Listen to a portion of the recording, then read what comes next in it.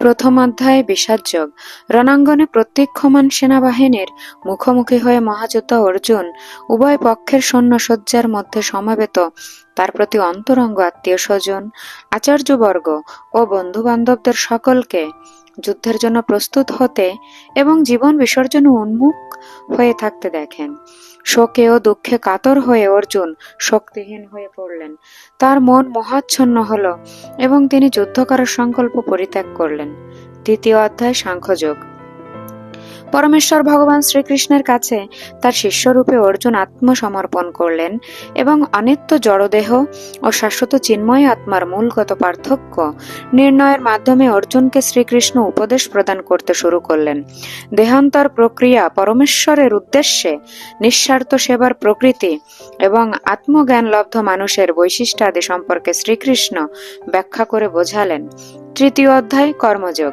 এই জড়জগতে প্রত্যেককে অবশ্যই কোনো ধরনের কাজে নিযুক্ত থাকতে হয়, কিন্তু কর্ম মানুষকে এই জগতের বন্ধনে আবদ্ধ করতে পারে, আবার তা থেকে মুক্ত করেও দিতে পারে। নিঃস্বার্থভাবে পরমেশ্বরের সন্তুষ্টি বিধানের উদ্দেশ্যে কর্ম সম্পাদনের মাধ্যমে মানুষ তার কর্মের প্রতিক্রিয়াজনিত ফলের বন্ধন থেকে মুক্তি পেতে পারে এবং আত্মতত্ত্ব ও পরম তত্ত্বের দিব্য জ্ঞান লাভ করতে পারে। চতুর্থ অধ্যায় জ্ঞানযোগ। আত্মার চিন্ময় তত্ত্ব, ভগবত তত্ত্ব এবং ভগবান ও আত্মার সম্পর্ক সমন্বিত অপ্রাকৃত তত্ত্বজ্ঞান বিশুদ্ধ ও মুক্তিপ্রদায়ী। এই প্রকার জ্ঞান নিঃস্বার্থ ভক্তিমূলক কর্মের ফলস্বরূপ। পরমেশ্বর ভগবান গীতার সুদীর্ঘ ইতিহাস, জড়জগতে যুগে যুগে তার অবতরণের উদ্দেশ্য ও তাৎপর্য এবং আত্মজ্ঞানলব্ধ গুরুর সান্নিধ্য লাভের আবশ্যকতা ব্যাখ্যা করেছেন। পঞ্চম অধ্যায় কর্মসন্ন্যাস যোগ।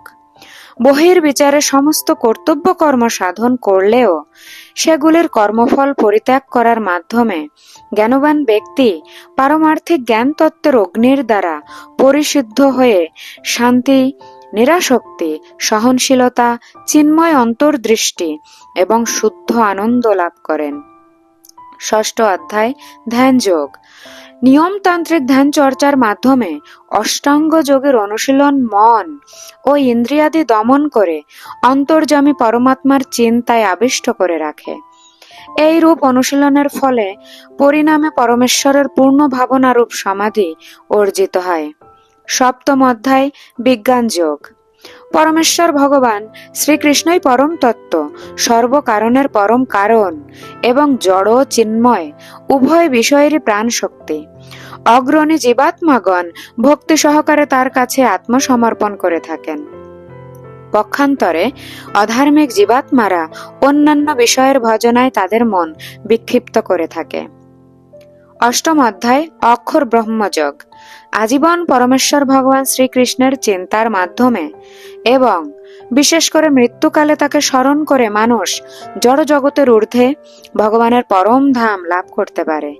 নবম অধ্যায় রাজগুচ্ছ যোগ। শ্রীকৃষ্ণ পরমেশ্বর ভগবান এবং পরম আরাধ্য। অপ্রাকৃত ভগবত সেবা বা ভক্তির মাধ্যমে জীবাত্মা মাত্রই তার সাথে নিত্য সম্বন্ধযুক্ত। শুদ্ধ ভক্তি পুনরুজ্জীবিত করার ফলে শ্রীকৃষ্ণের পরম ধামে প্রত্যাবর্তন করা সম্ভব। দশম অধ্যায় বিভূতি যোগ। জড় জগতে বা চিন্ময় জগতে প্রকাশিত শৌর্য, শ্রী, আড়ম্বর বা উৎকর্ষ আদি সমস্ত ইন্দ্রিয় গ্রাহ্য বিষয় শ্রীকৃষ্ণের দিব্য শক্তি ও পরম ঐশ্বর্য বলির আংশিক প্রকাশ মাত্র। সর্বকারণের পরম কারণ, সমস্ত বিষয়ের আশ্রয় ও সারাতিসার রূপে শ্রীকৃষ্ণ সমস্ত জীবেরই পরমারাধ্য। একাদশ অধ্যায় বিশ্বরূপ দর্শন যোগ। পরমেশ্বর ভগবান শ্রীকৃষ্ণ অর্জুনকে দিব্য দৃষ্টি দান করলেন এবং তার সম্মুখে তার চিত্তাকর্ষক অনন্ত বিশ্বরূপ প্রকাশ করলেন। এভাবে তিনি তার দিব্য তত্ত্ব অবিসংবাদিতভাবে সুপ্রতিষ্ঠিত করলেন। শ্রীকৃষ্ণ এখানে প্রতিপন্ন করেছেন যে তার অপরূপ সৌন্দর্যময় মানবরূপী আকৃতি তার আদিরূপ। একমাত্র শুদ্ধ ভগবত সেবার মাধ্যমেই কেবল এই রূপের দর্শন লাভ করা যায়। দ্বাদশ অধ্যায় ভক্তিযোগ। চিন্ময় জগতের সর্বোত্তম প্রাপ্তি বিশুদ্ধ কৃষ্ণ প্রেম লাভের পক্ষে ভক্তিযোগ সাধন বা শ্রীকৃষ্ণের উদ্দেশ্যে শুদ্ধ ভক্তি সর্বশ্রেষ্ঠ উপযোগী পন্থা। যারা এই পরম পন্থার অনুসরণ করেন তারা দিব্য গুণাবলীর অধিকারী হন। ত্রয়োদশ অধ্যায় প্রকৃতি পুরুষ বিবেক যোগ। দেহ, আত্মা এবং উভয়ের ঊর্ধ্বে পরমাত্মার মধ্যে পার্থক্য যিনি উপলব্ধি করতে পারেন, তিনি এই জড় জগৎ থেকে মুক্তি লাভে সক্ষম হন। চতুর্দশ অধ্যায় গুণত্রয় বিভাগ যোগ। সমস্ত দেহধারী জীবাত্মা মাত্রই সত্য, রজ ও তম জড় প্রকৃতির এই ত্রিগুণের নিয়ন্ত্রণাধীন। পরমেশ্বর ভগবান শ্রীকৃষ্ণ এখানে এই ত্রিগুণের স্বরূপ। আমাদের উপর সেগুলির প্রতিক্রিয়া, তাদের অতিক্রম করার উপায় এবং অপ্রাকৃত স্তরে অধিষ্ঠিত মানুষের লক্ষণাবলীর ব্যাখ্যা করেছেন। পঞ্চদশ অধ্যায় পুরুষোত্তম যোগ। বৈদিক জ্ঞানের চরম উদ্দেশ্য জড় জাগতিক বন্ধন থেকে মানুষের মুক্তি লাভ এবং পরমেশ্বর ভগবান রূপে শ্রীকৃষ্ণকে উপলব্ধি করা। যিনি শ্রীকৃষ্ণের পরম স্বরূপ উপলব্ধি করতে পারেন, তিনি তার কাছে আত্মসমর্পণ করেন এবং তার ভক্তিমূলক সেবায় নিয়োজিত হন। ষোড়শ অধ্যায় দৈবাসুর সম্পদ বিভাগ যোগ। যাদের মধ্যে আসরিক গুণাবলী বর্তমান এবং যারা শাস্ত্রবিধির অনুসরণ না করে যথেচ্ছভাবে জীবনযাপন করে, তারা হীন জন্ম ও অধিকতর জাগতিক বন্ধন দশা লাভ করে থাকে। কিন্তু যারা দিব্য গুণাবলীর অধিকারী এবং শাস্ত্রীয় অনুশাসনাদি মেনে বিধিবদ্ধ জীবনযাপন করেন, তারা ক্রমান্বয়ে পারমার্থিক সিদ্ধি লাভ করেন। সপ্তদশ অধ্যায় শ্রদ্ধাত্রয় বিভাগ যোগ। জড় প্রকৃতির ত্রিগুণ থেকে উদ্ভূত বিষয় ও সেগুলির বৈশিষ্ট্য অনুযায়ী শ্রদ্ধা তিন ধরনের হয়ে থাকে। যাদের শ্রদ্ধা রাজসিক ও তামসিক, তারা নিতান্তই অনিত্য জড় জাগতিক ফল লাভ করে।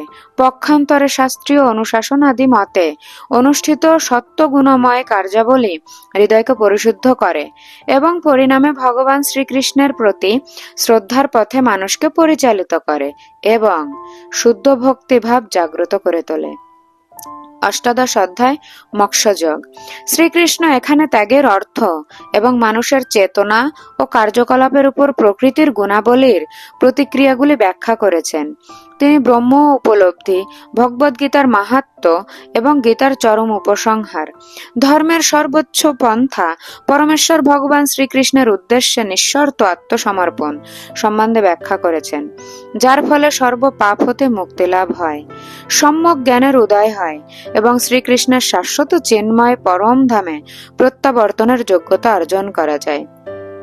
আপনাদের যদি আমার এই ভগবদ গীতা থেকে নেওয়া কথাগুলো ভালো লাগে, ভগবানের কথা, অবশ্যই পাশে থাকবেন। হরে কৃষ্ণ।